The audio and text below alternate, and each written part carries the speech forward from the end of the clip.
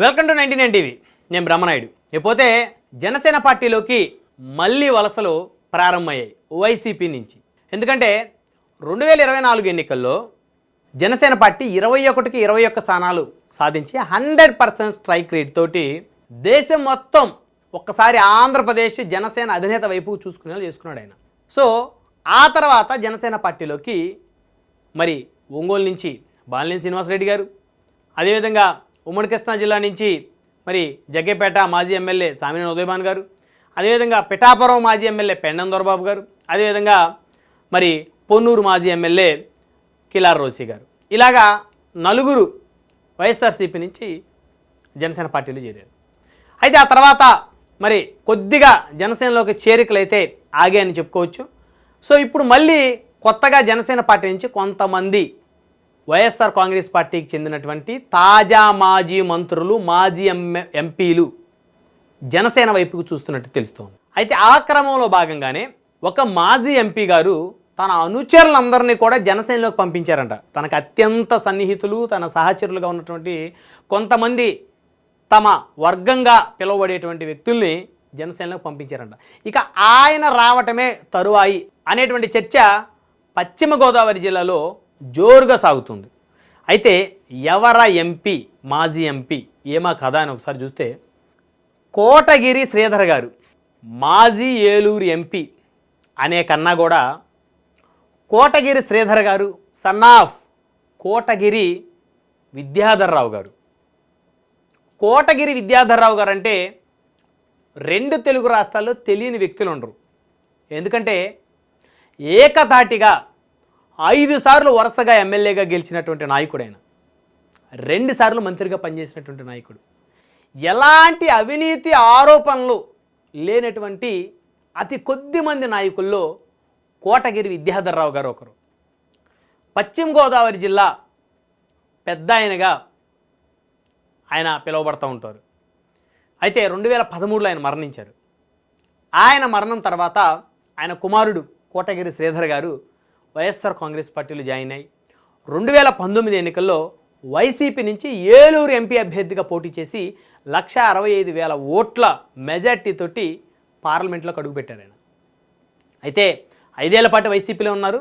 అయితే తానే వైసీపీలో ఎన్నికలకి ఒక 3 నెలల ముందు ఇన్యాక్టివ్ అయిపోయారు.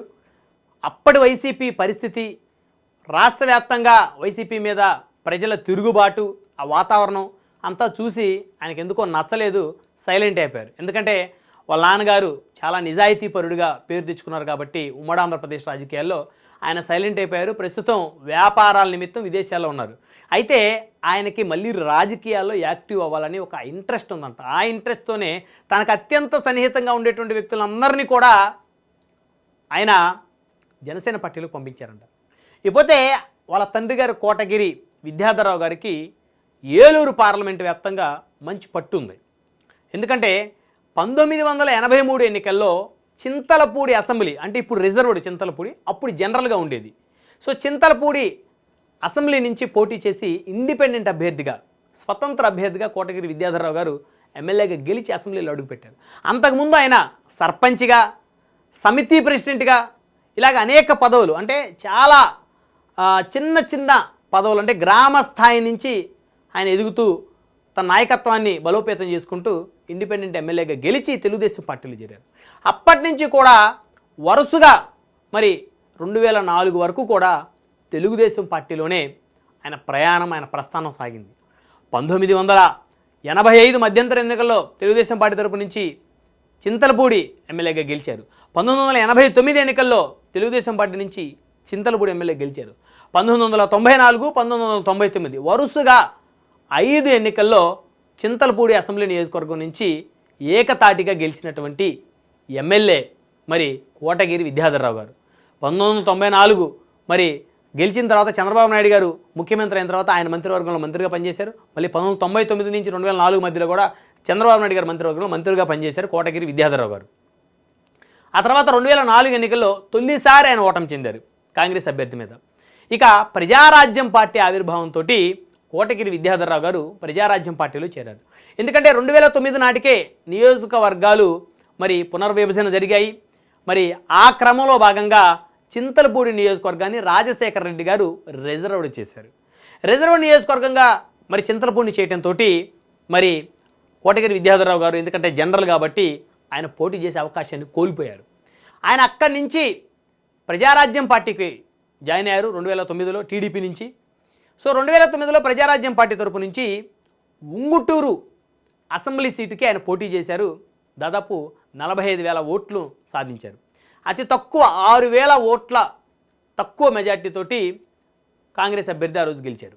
ఇదంతా కూడా ఏలూరు పార్లమెంట్ కింద ఉన్నటువంటి నియోజకవర్గాలు ఇవన్నీ కూడా, చింతలపూడి కానీ ఉంగుటూరు కానీ ఇవన్నీ. సో ఆ తర్వాత పీఆర్పీలో ఆయన ఓటమి చెందిన తర్వాత కొన్నాళ్ళు రాజకీయంగా తన ప్రయాణం సాగించారు. తర్వాత కాస్త రాజకీయాల్లో సైలెంట్ అయ్యారు. సో 2013లో ఆయన కన్నుమూశారు. అయితే తన తండ్రి రాజకీయ వారసత్వాన్ని పునిగిపుచ్చుకున్నారు కోటగిరి శ్రీధర్ గారు. సో డైరెక్ట్గా ఆయన రావడమే రాజకీయ జీవితం వైఎస్ఆర్ కాంగ్రెస్ పార్టీతోటి ముడిపడి ఉంది. వైసీపీలో జాయిన్ అయ్యారు. 2019లో ఏలూరు ఎంపీ అభ్యర్థిగా టికెట్ తెచ్చుకున్నారు. 165,000 ఓట్ల మెజార్టీతో గెలిచారు. 5 ఏళ్ల పాటు మరి ఏలూరు వైసీపీ ఎంపీగా పనిచేశారు. చివరికి మరి వైఎస్ఆర్సీపీ పరిస్థితి బాగలేకపోవడంతో ఆయన కాస్త ఇనాక్టివ్ అయిపోయారు. సో ఆ తర్వాత ఆయనే సీట్ అడగలేదని జిల్లాలో ఇప్పటికీ కూడా డిస్కషన్, జగన్మోహన్ రెడ్డి గారిని ఆయనే నేను పోటీ చేయనని చెప్పేసి డ్రాప్ అయ్యారని. ఎందుకంటే అప్పటికీ వైఎస్ఆర్ కాంగ్రెస్ పార్టీ అనేక ప్రజా వ్యతిరేక విధానాలను, అదేవిధంగా ఇష్టానుసారంగా రాజ్యాంగానికి వ్యతిరేకంగా వారి మాటలు, వారి చర్యలు, వారి తిట్లు ఉండటం కూడా ఆయన కాస్త మనస్తాపం కలిగించిందంట. ఎందుకంటే మరి తండ్రి గారు నిజాయితీగా రాజకీయాలు చేశారు, 5 సార్లు గెలిచినటువంటి ఒక బలమైన లీడర్ కొడుకు కాబట్టి ఆయన డ్రాప్ అయ్యారు. అయితే ఇప్పుడు ఆయన మళ్ళీ రాజకీయాల్లో యాక్టివ్ అవ్వాలనేటువంటి ఆలోచనలో ఉన్నట్టు తెలుస్తుంది. సో కాబట్టే తనకు అత్యంత సన్నిహితమైనటువంటి తన అనుచరులందరినీ కూడా జనసేనలోకి పంపారంట. ఇప్పుడు ఆయన జనసేన పార్టీలోకి చేరటానికి రంగం సిద్ధం చేసుకుంటున్నట్టయితే తెలుస్తుంది.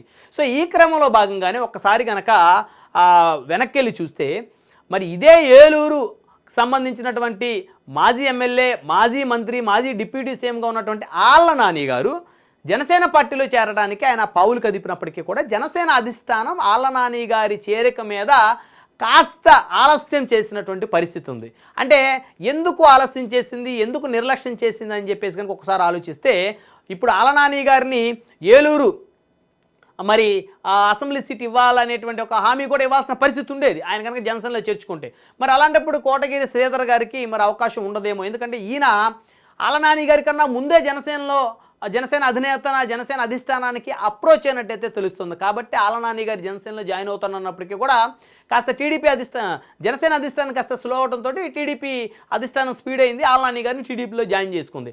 సో ఇప్పుడు మరి కోటగిరి శ్రీధర్ గారిని జనసేన పార్టీలో చేర్చుకున్న అవకాశాలు అయితే చాలా స్పష్టంగా కనపడతాయి.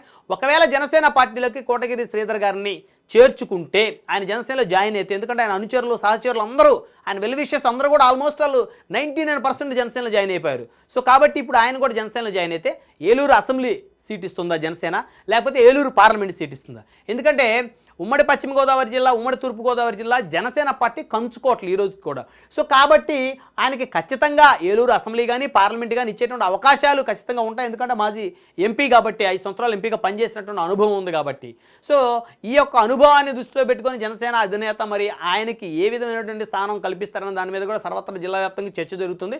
సో ఏదేమైతే ఇప్పుడు ప్రస్తుతానికైతే కోటగిరి విద్యాధరరావు గారి కుమారుడు కోటగిరి శ్రీధర్ గారు ఆయన అనుచరులు జనసేనలోకి పంపడంతో, అంటే వాళ్ళు జాయిన్ అవడంతో ఈయనే పంపారనేటువంటి ప్రచారం కూడా జిల్లా వ్యాప్తంగా జరుగుతుంది. కాబట్టి జనసేన పార్టీలోకి వైఎస్ఆర్సీపీకి చెందిన మరొక మాజీ ఎంపీ జాయిన్ అవుతున్నారనేటువంటి ఇండికేషన్స్ అయితే ఉమ్మడి పశ్చిమ గోదావరి జిల్లా వ్యాప్తంగా వెళ్ళే అనేటువంటిది అయితే వాస్తవం.